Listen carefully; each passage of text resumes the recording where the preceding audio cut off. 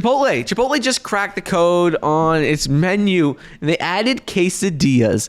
This is pretty exciting. Quesadillas were one of the most highly requested items from Chipotle. It's not on their menu, but it is the most highly requested item since they really first started.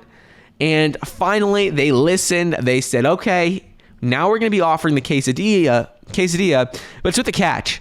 The quesadilla is only available on the for online orders.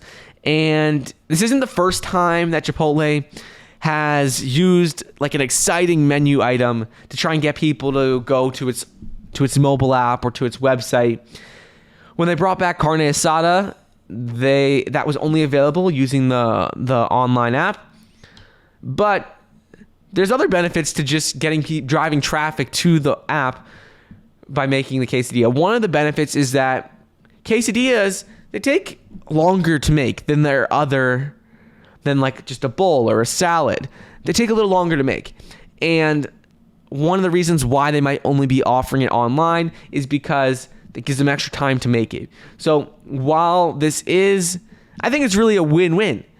They can drive more people to the app, which is what they want, and people get the quesadilla on the menu, which is what they want, and it'll reduce the wait time because if people order the quesadilla beforehand, it'll already be ready for them. This does take longer, so that is a pretty exciting thing. It's going to be available very shortly and only online, so this is something that is very exciting. In its fourth quarter last year, digital sales accounted for nearly half of Chipotle's revenue. I go to Chipotle all the time, and I do order on the app quite a bit.